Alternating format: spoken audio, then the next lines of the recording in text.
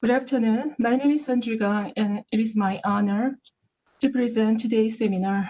I'll be talking about master's degree program in global health security run by the Graduate School of Public Health at Yonsei University and future direction for International Cyber University of Public Health. Graduate School of Public Health at Yonsei University now has two master's programs in global health. I'll be focusing on the global health security program. The Global Health Security Master's Program started in 2017 with three different divisions in prevention, detection, and response program.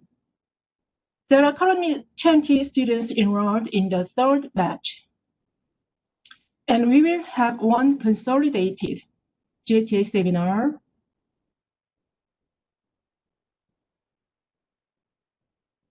if the third batch students graduate next year.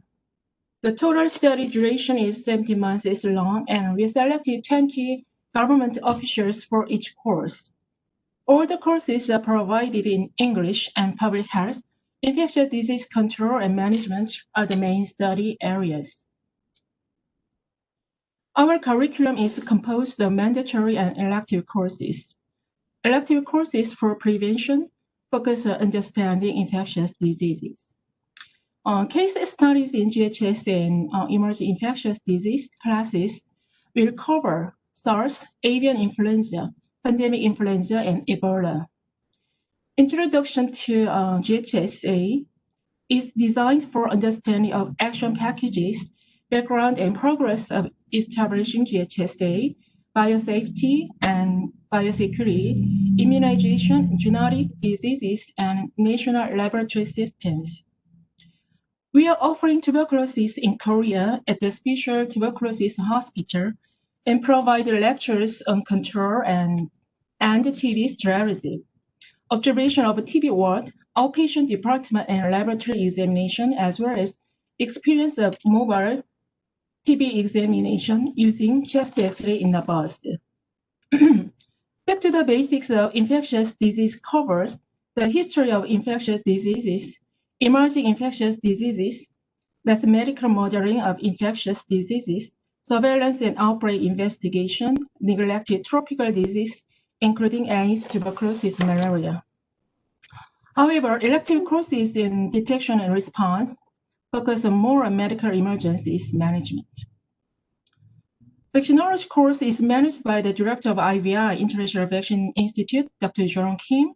During the first week of the fall semester, all the students visited IVI, and this course covers the history, transmission, modeling, assessing vaccination, vaccine effectiveness, and practice of epidemiologic curve.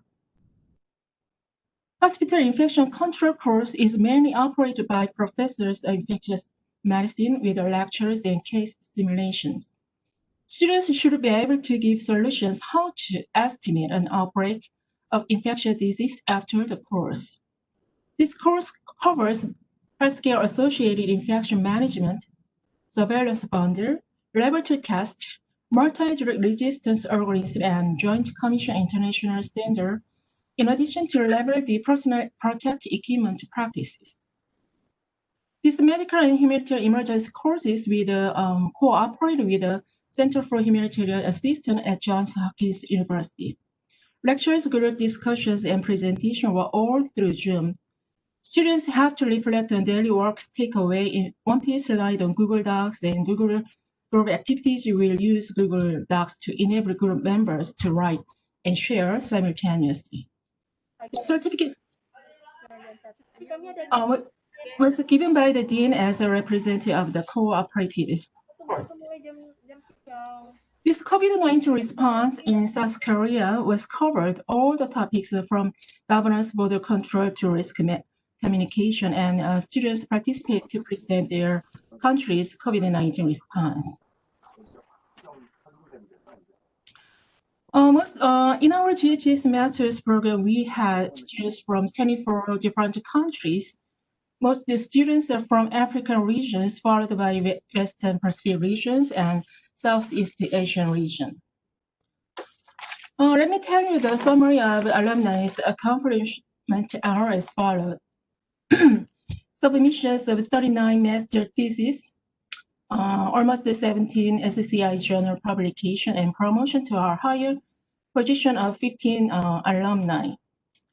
50% of batch 1, first batch alumni, and 22% of the second batch are actively working in the front line of COVID-19 response in their countries. So this is what a great outcome.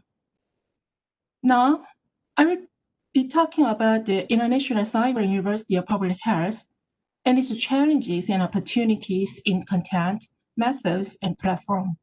How can we encourage our students to be more active in learning? All of you already have experience with online classes for the past 6 months, from asynchronous to hybrid classes. What kind of digital tools were mostly used in recent higher education?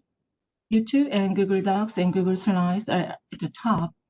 I've used all of them in the last 6 months, and these were resources I would not actively sought if it wasn't for COVID-19. COVID-19 was a dramatic event for education during this post-information age.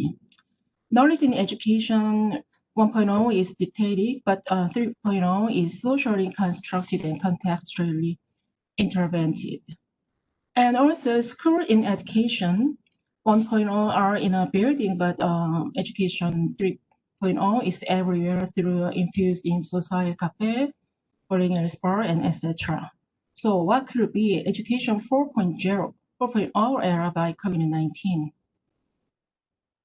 This slide shows the course taken numbers from 2015 to 2019 by subject. Public health, biostatics, and research method were the 3 top out of 18 different subjects. As you see, most of the lecturers were in Korean, but however, courses number 6, 8, 10, and 11 were taught by APEC member professors.